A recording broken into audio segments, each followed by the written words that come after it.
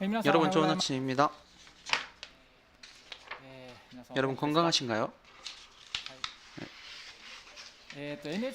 NHK에서 일본어로 놀자라는 방송에서 야야코시아라고 하는 저렇게 하는 것이 굉장히 인상적이었는데, 성경에도 꽤 복잡하구나라고 생각할 라는 것이 나오면 그런 것을 생각하고 나면, 예를 들어서 리브가와 라헬 중에 누가 누구였더라? 라는 것, 또 이스보셋과 무비보셋, 왜 둘 다 보셋이지? 도대체 모르겠다라고, 복잡하다라고 같은 이름으로 이렇게 나오곤 합니다. 오늘은 발락과 발람, 굉장히 복잡합니다만은 외워지지 않습니다. 누가 누구였지? 왜 이렇게 이름이 비슷한 거야? 라고는 생각하곤 합니다. 여러분들은 발락과 발람의 이야기를 알고 계신가요? 알고 계신 분들도 계시고 모르시는 분들도 계실 것이라 생각합니다. 실은 이 이야기는 민수기 22장부터 24장에 걸쳐서 나오는 이야기입니다. 굉장히 모세 시리즈의 이야기 중에 하나인데요. 오늘은 성경 구절은 그거입니다. 이 구절은 이름뿐만이 아니라 해석도 굉장히 어렵기 때문에 가능한 알기 쉽도록 설명해 보도록 하겠습니다. 그 전에 앞서서 먼저 이스라엘의 행적을 함께 확인해 봅시다. 지도를 비추겠습니다. 이 그림은 왼쪽 아래 붉은 사각형의 부분을 확대한 그림인데, 이전 청동뱀의 이야기 이후에 이스라엘의 백성들은 오봇, 또 이에 아바림, 그리고 세렛강을 건너서 아르논강의 근처까지 왔습니다. 이 주변은 아모리 사람의 땅이었고, 그 동편에 모압 사람들이 살고 있었습니다. 이스라엘은 아모리의 왕 시혼과 싸웠고 또 승리했습니다. 그래서 그곳을 점령할 수 있었습니다. 또 북쪽의 바산의 왕 옥과도 싸워서 승리를 따냈습니다. 그 후 이스라엘은 비스가의 꼭대기에 머무르게 되었습니다. 여기에는 느보산이라고 쓰여져 있는데, 느보산과 비스가는 같은 곳이라고 생각되어지고 있습니다. 그 후 이스라엘은 그리고 마침내 그들은 모압의 초원에 도달하게 되었습니다. 민수기 22장 부분입니다. 지금 이 부분이라고 생각할 수 있겠네요. 실은 이 모압의 초원이야말로 이 40년간에 걸쳤던 광야 여정의 종착점이었습니다. 그들은 여기서부터 요단강을 건너고 결국 약속의 땅에 들어갈 수 있게 됩니다.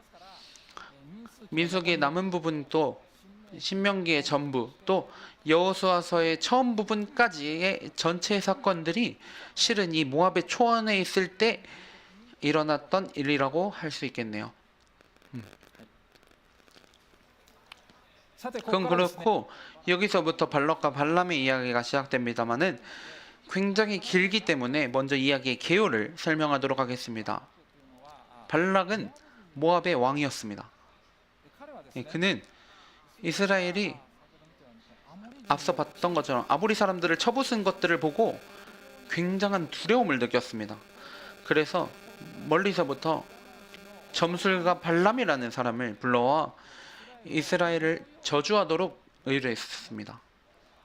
여기서 발람은 진정한 하나님으로부터 이스라엘을 저주하지 말라라는 명령을 받았고, 그런 발락의 부탁에 반해서 3번이나 이스라엘을 축복했다.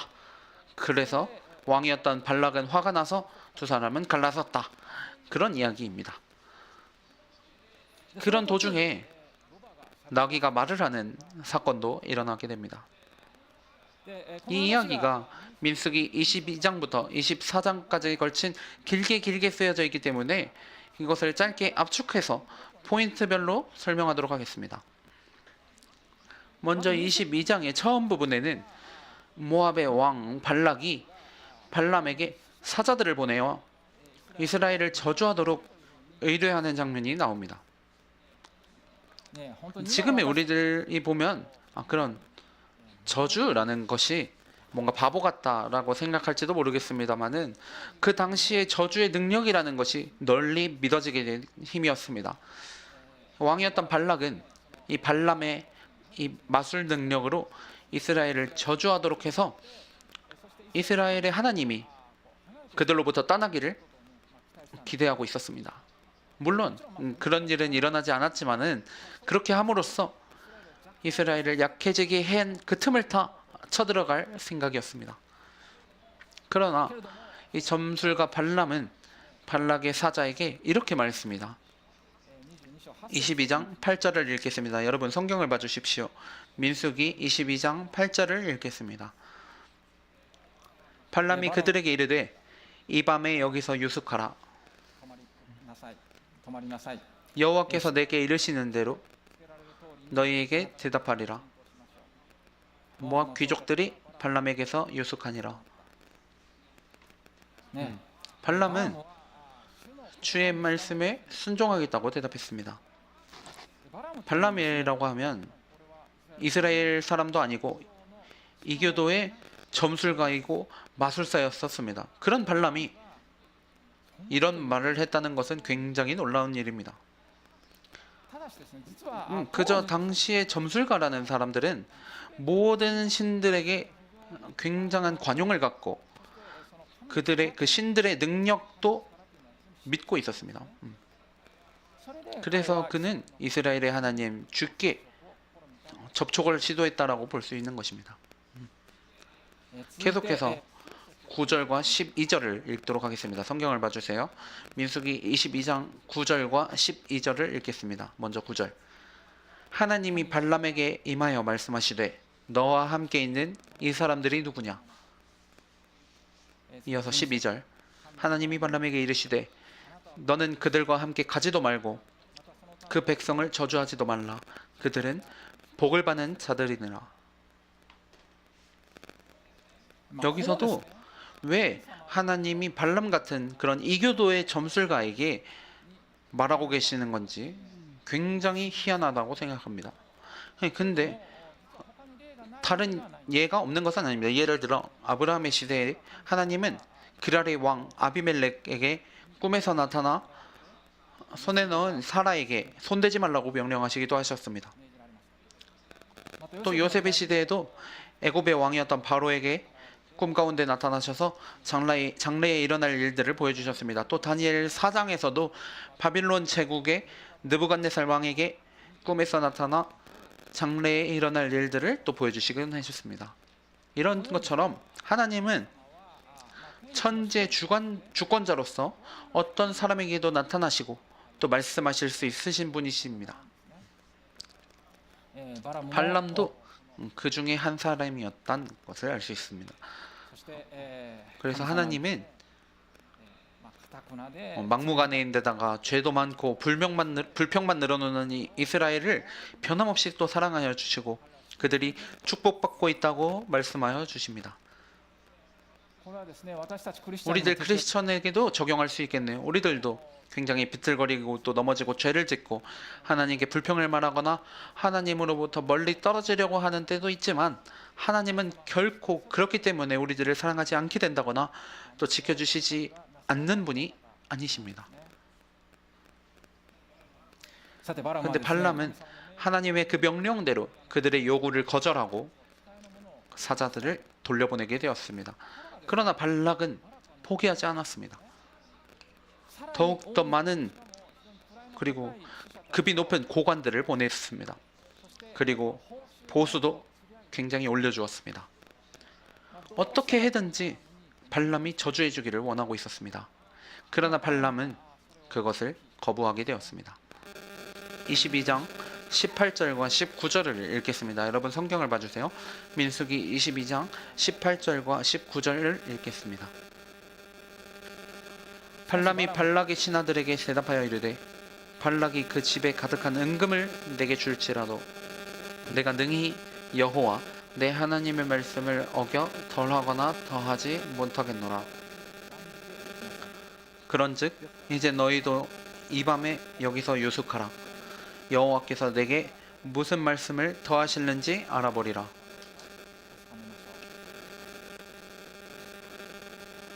발람은 은금을 쌓아줄지라도 하나님의 명령은 깨지지 않는다고 말했습니다. 그런데 그는 이렇게 말하면서 사자들을 머물게 했습니다. 그리고 하나님의 말씀을 확실하게 확인해보자라고 말합니다. 여기서 실은 발람의 본심이 조금 드러나 보이게 됩니다. 그는 사실은 발락의 그 보수를 원하고 있었습니다. 하나님이 가라라고 말씀해 주시기를 기대하고 있었던 것입니다. 그리고 왜인지 그 기대대로 하나님은 발람에게 그들과 함께 가라고 그 후에 명령하시게 됩니다. 그런데 그것은 이스라엘을 저주하기 위함이 아니라 이스라엘을 축복하기 위함이었습니다. 발람은 결국 그 보수를 얻을 수는 없었습니다. 우리들도 하나님의 마음이 아닌 소원을 포기하지 않고 하나님께 계속 구하는 경우가 있습니다. 그때 하나님은 그것을 허락해 주시는 경우가 있습니다. 그러나 그것은 결국에는 축복까지 이어지지 않을 뿐만 아니라 또 우리들이 원하던 그 열매에 또 맛볼 수 없는 결과가 되는 경우가 많습니다. 이번에 발락도 그것과 같습니다. 그럼 그렇고 하나님이 가라라고 얘기했으니까 그 다음 날 발람은 나귀에 타서 출발하게 되었습니다. 그렇게 하니까 하나님의 진노가 임해 주님의 천사가 칼을 들고 길을 막아섰습니다. 근데 그 형상은 발람에게는 보이지 않았습니다. 나귀에게는 보였습니다. 그러니까 나귀는 겁을 먹고 길에서 빠져나와 그 밭으로 들어가 버리게 되었습니다. 발람이 놀라서 그 지팡이로 나귀를 팍 쳐가지고 길로 돌아가려고 했습니다. 그러고 나서 나귀는 또 돌담이 낀 좁은 길에서 또 주님의 천사가 서 있는 것을 보게 됩니다. 또 다시 겁을 먹고 나귀는 겁을 먹고 발람의 발을 그런 돌담에 밀어붙이게 되었습니다. 그리고 또 발람은 화가 나서 지팡이로 나귀를 때리게 됩니다. 세 번째에 이번에는 오른쪽으로도 왼쪽으로도 빠져나갈 곳이 없는 굉장히 좁은 길에서 또 주님의 천사가 길을 가로막게 되었습니다. 나귀는 그냥 그 자리에서 웅크리고 말았습니다. 영문을 모르는 발람은 진짜 화가 머리 끝까지 나서 또 나귀를 지팡이로 세게 때렸습니다. 그 당시에 당나귀란 나귀는 이동이나 짐의 운반, 또 농경 같은 많은 부분에서 이용되고 있는 동물이었습니다. 나귀가 얌전하기도 하고 또 순종적이고 일을 잘하는 동물이었습니다. 그런 나귀가 이렇게 행동하는 것은 분명하게 이상했습니다. 그러나 이 보수의 눈이 멀어버린 발람은 그런 굉장히 이상함을 느끼지도 못하고 그 이유를 생각해보지도 않은 채 그저 화가 나서 지팡이로 나귀를 3번이나 때린 것입니다. 그리고 결국 나귀가 말을 하게 됩니다. 28절부터 30절을 읽도록 하겠습니다. 성경을 봐주세요. 민수기 22장 28절부터 30절을 읽겠습니다. 여호와께서 나귀의 입을 여시니 발람에게 이르되 내가 당신에게 무엇을 하였기에 나를 이같이 3번을 때리느냐. 발람이 나귀에게 말하되 내가 나를 거역하기 때문이니 내 손에 칼이 있었다면 곧 너를 죽였으리라. 나귀가 발람에게 이르되 나는 당신이 오늘까지 당신의 일생 동안 탄 나귀가 아니냐. 내가 언제 당신에게 이같이 하는 버릇이 있었더냐. 그가 말하되 없었느니라.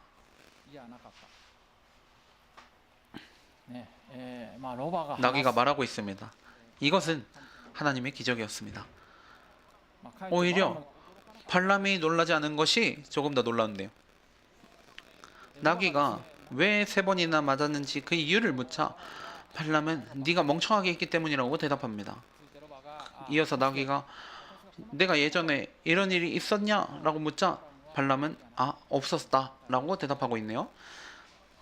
발람은 여기까지도 아직도 일의 진상을 깨닫지 못하고 있었습니다. 우리들도 수치를 당하거나 자존심이 상했을 때 누군가를 심하게 비난할 때가 있습니다. 그래도 그런 심한 비난은 그 사람 자신에게 어딘가 문제가 있다는 그런 증거가 되곤 합니다. 그렇기 때문에 설령 자존심이 상하더라도 다른 사람에게 상처를 주는 것은 삼가야 할 것 같습니다. 그 후에 발람은 눈이 밝아져 검을 갖고 걸어먹은 주의 천사를 볼 수 있었습니다. 그리고 그 천사로부터 너는 하나님의 길을 벗어나 있었다고 질책당했습니다. 발람의 마음이 하나님의 마음으로부터 멀어져 있었다라는 것입니다. 욕망에 지배당하고 있었던 것이었습니다. 하나님은 이 나귀 사건을 통해서 발람의 마음을 정직한 상태로 돌이키게 하셨습니다. 그래서 발람은 그 후에 발락과 만나긴 하지만 이스라엘을 저주하도록 부탁받지만 그는 그 반대로 이스라엘을 축복했습니다. 발락은 장소를 바꿔가면서 3번이나 이스라엘을 저주하도록 부탁했지만 발람은 3번 모두 이스라엘을 축복했습니다. 발락은 화가 났지만 발람에게 손을 대지는 않고 그대로 두 사람은 갈라서게 되었습니다. 여기까지만 보면 발람은 굉장히 좋은 사람으로 보여집니다. 성실한 믿음의 사람으로 보여집니다. 그런데 성경은 발람을 악한 사람이라고 평가하고 있습니다. 25장 1절부터 3절까지 읽도록 하겠습니다. 민수기 25장 1절부터 3절을 읽겠습니다. 함께 성경을 봐주세요. 민수기 25장 1절부터 3절입니다. 이스라엘이 시딤에 머물러 있더니 그 백성이 모압 여자들과 음행하기를 시작하니라. 그 여자들이 자기 신들에게 제사할 때 이스라엘 백성을 청하매 백성이 먹고 그들의 신들에게 절함으로 이스라엘이 바알보알에게 가담한지라.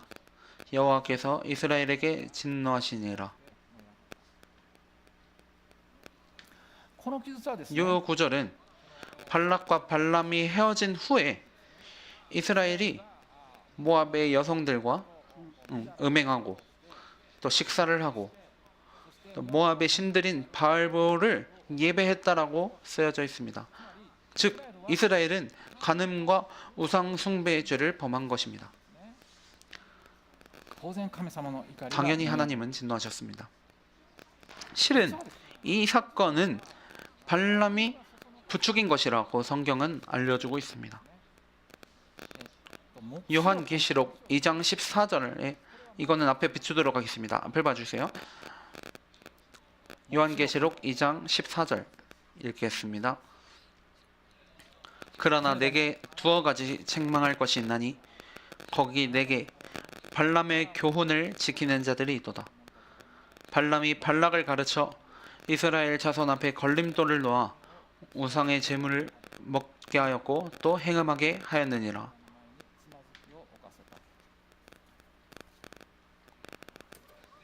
이것은 원래 보가모 교회를 향한 질책의 부분이었지만 여기에 발람이 이스라엘의 앞에 걸림돌을 놓았다라고 쓰여져 있습니다. 즉 이것은 민수기에는 쓰여있지 않지만 발람이 부추겨서 이스라엘이 간음과 우상 숭배의 죄를 범하게 했던 것입니다. 그런 발람이 이런 것을 한다는 것이 이해하기가 조금 힘듭니다. 그러나 결국 발람이란 사람은 하나님께 순종은 했지만 하나님을 믿지는 않았던 것입니다. 그러니까 보수를 받지 못했던 분풀이였는지 또 발락의 비위를 맞추기 위함이었는지는 알 수 없지만 이스라엘에게 엄청난 해악을 초래하게 된 것입니다. 베드로후서 2장 15절 16절에도 이와 같이 쓰여져 있습니다. 이것도 앞에 비추겠습니다. 앞에 봐주십시오. 베드로후서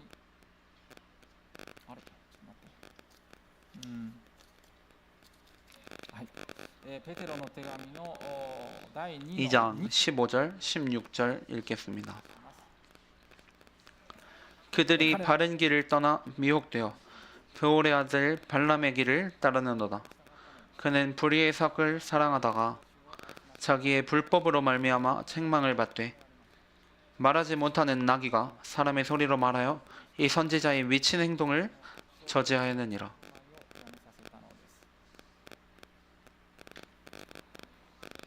여기에 있는 그들이라고 써 있는 부분은 어떤 사람인지를 앞을 보면 10절에 더러워진 욕망대로 육신을 따라 사는 또 권위를 얕보는 자들입니다. 그런 사람들이 발람의 길을 따랐다라고 써져 있습니다. 즉 발람의 길이란 욕망을 사랑해 치닫는 길입니다. 발람은 그런 사람이라고 성경은 가르치고 있습니다. 그럼 이 이야기에서 우리들은 무엇을 배울 수 있을까요? 첫 번째는 겉모습으로 신앙을 판단해서는 안 된다는 것입니다. 발람은 겉으로는 하나님께 순종하는 것처럼 보였지만 그 마음은 그렇지 않았습니다. 겉과 속이 다른 모습은 우리에게도 충분히 일어날 수 있는 일입니다. 풍성한 은사를 발휘해서 활약하는 활동을 한다고 해서 그 사람이 반드시 신앙이 깊은 것은 아닙니다. 항상 웃으며 친절해 보여도 그 사람이 꼭 믿음이 깊은 것은 아닙니다. 반대로 늘 찡그린 얼굴로 또 무뚝뚝하다고 해서 그 사람의 믿음이 부족하다라고 단정할 수 있는 것도 아닙니다. 우리는 겉모습으로 판단하기 쉽지만 그것은 잘못된 것입니다. 당연히 신앙은 내면의 문제이기 때문입니다. 겉모습은 얼마든지 꾸며낼 수 있기 때문입니다. 우리들은 사람의 겉모습만을 보고 저 사람은 훌륭하다, 나는 형편없다 라고 생각하기 쉽습니다. 그러나 그런 것은 없습니다. 실상은 그렇지 않습니다. 사무엘상 16장 7절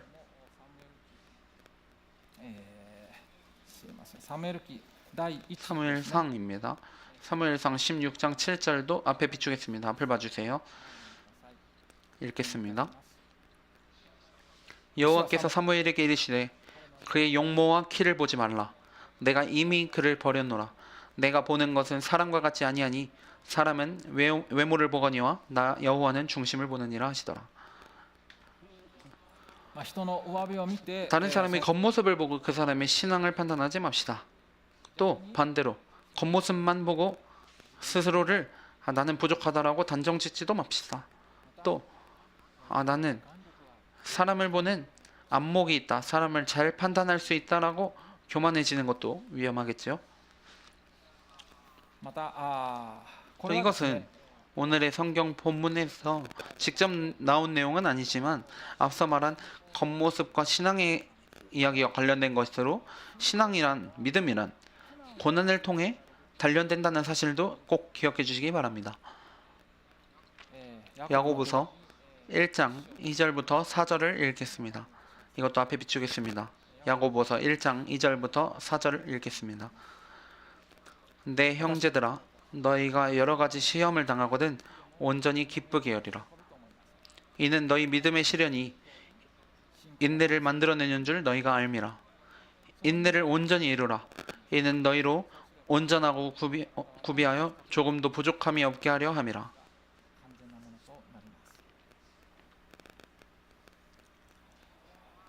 사람은 누구나 반드시 고난을 겪습니다. 특히 성실하게 살아가는 사람일수록 더 큰 고난을 겪는다고 저는 느끼고 있습니다. 힘들 때 억지로 웃을 필요는 없습니다. 그것은 거짓입니다. 자신을 속이면서 항상 행복해 보이려고 하는 것은 기만이면서 하나님이 아닌 사람들의 평가를 의식하는 태도라고 저는 생각합니다. 神様の 하나님 前に 앞에서도 사람 앞에서도 정직하게 살아갑시다. いつも喜んでいなさい 항상 기뻐하라라는 우리가 가장 좋아하는 데살로니가전서의 말씀이 있습니다. でもそれは 그러나 그것은 결코 그런 고난 가운데서도 억지로 기쁜 척하라는 말은 아닙니다. 自分の心の 자신의 마음에 뚜껑을 덮고 겉만 꾸미는 것은 그만두어야겠습니다. 오히려 왜 기뻐할 수 없을까? 그 이유를 깊이, 오래, 조용히 기도하면서 생각해 봅시다. 그것이야말로 우리들의 믿음을 성장시키는 것입니다. あ結局 결국 모든 것은 하나님의 손 안에서 일어나는 것입니다. 그러나 우리들에게는 그 의미를 다 알 수는 없습니다.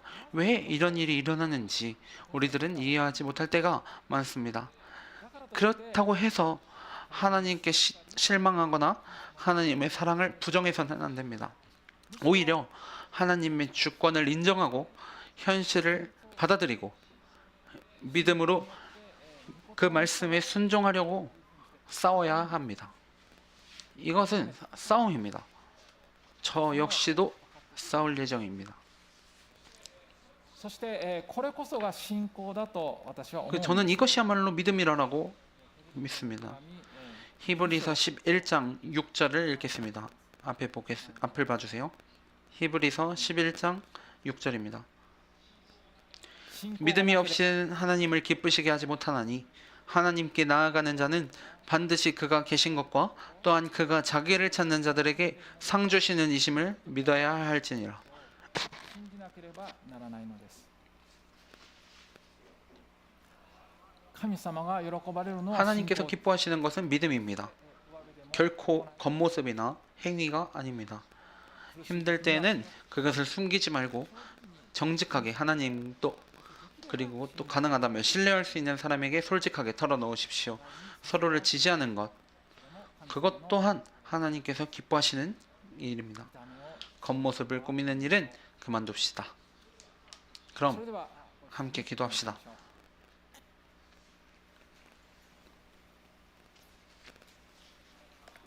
발람은 하나님께 순종하는 것처럼 보였지만 그 마음은 그렇지 않았습니다. 우리들도 그와 마찬가지로 하나님을 향해 겉모습과 속이 다른 경우가 있습니다. 하나님은 우리들의 마음을 보시는 분이십니다. 부디 우리들이 하나님 앞에서 정직할 수 있도록 사람의 시선을 의식하지 않은 올바른 크리스천이 될 수 있도록 하나님께 구합시다.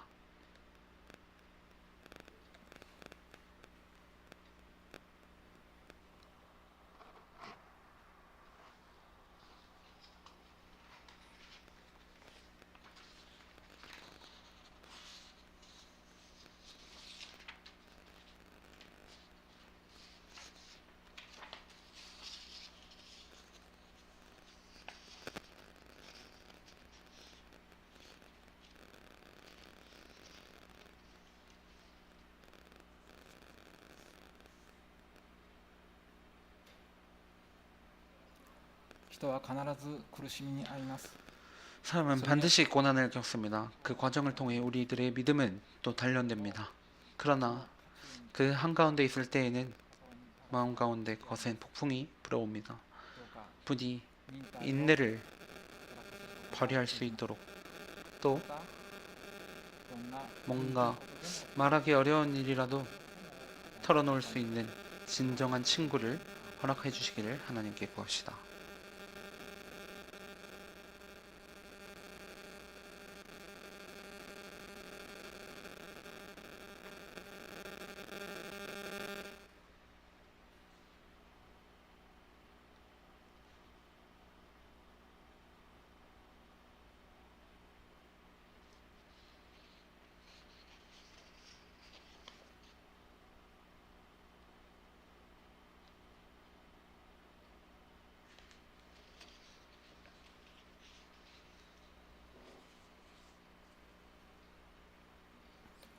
天の父なる神 하늘의 様、 아버지 하나님, 今日の話の中で 오늘의 말씀 가운데 발람이 주님의 눈에 바르지 않았다는 것은 저희에게 놀라움이었고 또 깊이 생각해 보게 되는 부분이었습니다. 私たちも 저희들 또한 周りだけを取り 겉모습만을 꾸미고 心はあなたから 마음은 離れていくことがあり、 주님에게서 멀어질 때가 있었습니다. もちろんイエス様の 물론 十字架に 예수님의 십자가로 인해서 모든 죄는 용서받았지만 私たちが 우리가 あなたの 하나님 앞에서도 사람 앞에서도 正直になれます。 최대한 정직하게 살 수 있도록 また苦難が 또 襲って 고난이 닥칠 때 熱心に 간절히 기도하며 믿을 수 있는 친구에게 모든 것을 솔직히 나누고 励まし 그 속에서 격려받을 수 있도록 도와주시옵소서.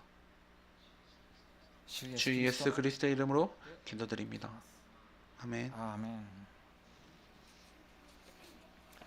皆さんの 여러분 中で 가운데 아직 성경에 대해 잘 이해하지 못하고 있거나 그리스도의 십자가의 의미를 잘 모르는 분들도 계실 것입니다.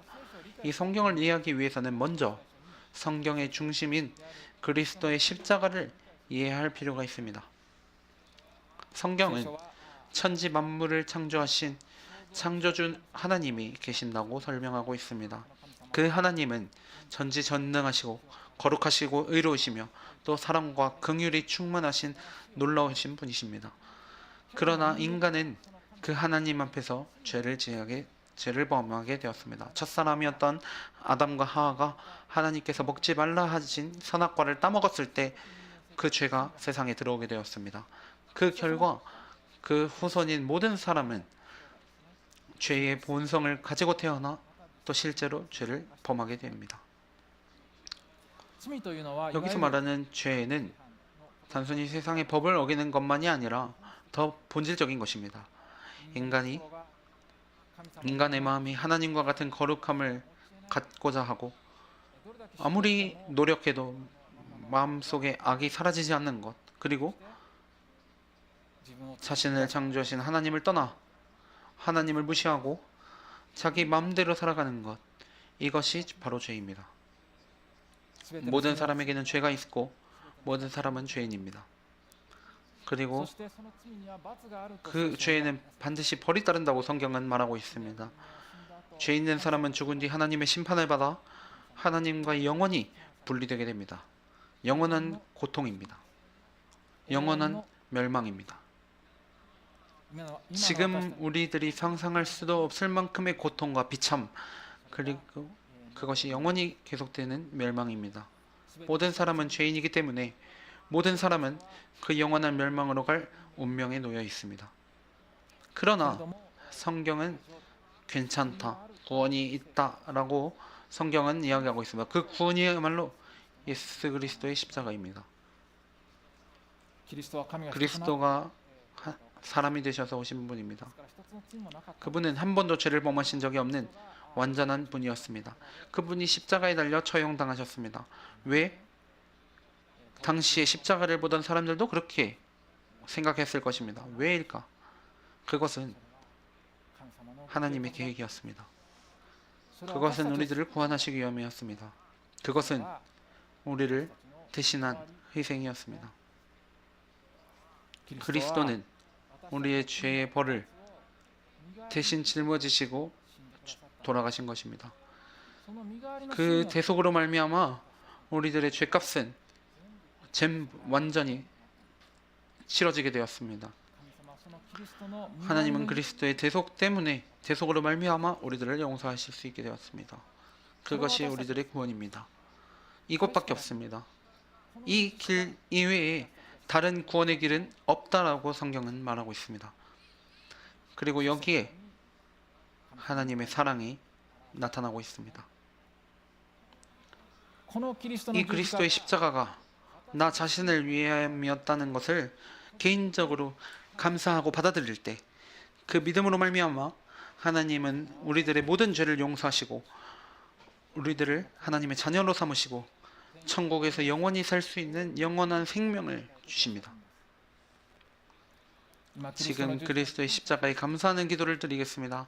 이 기도를 통해서 누구든 집안의 종교가 무엇이든 지금까지 어떤 삶을 살아왔던지 관계없이 모든 죄가 용서받게 됩니다. 私が短く 제가 짧게 나누어서 기도하겠습니다. 소리 내지 않으셔도 괜찮습니다. 제 기도를 따라 마음으로 기도해 주십시오. 그럼 기도하겠습니다. 하늘의 하나님, 天の神様 하늘의 하나님이라고 마음 가운데 말씀하여 주십시오. あなたの前に 당신의 앞에서는 私にも罪が 저에게도 죄가 있습니다. イエスキリス 예수 トが 그리스도는 十字架にかかられたのは 예수 그리스도가 십자가에 달리신 것은 私の身代わり 나를 に 대신함에 있고 私の罪を許すた 나의 めだ 죄를 용서하기 위함이었다는 것을 오늘 들었습니다. 하나님 神様 감사합니다. 私は 저는 今 지금 キリストを 그리스도를 私の救い主 나의 として 구주로 믿고 받아들입니다. アーメン。今私と一緒に 지금 저와 함께 기도하신 분들은 모든 죄가 용서받았습니다. 크리스천이 되셨습니다. 부디 계속해서 예배에 참가하여 주십시오. 위대하신 하나님을 함께 예배해 나갑시다.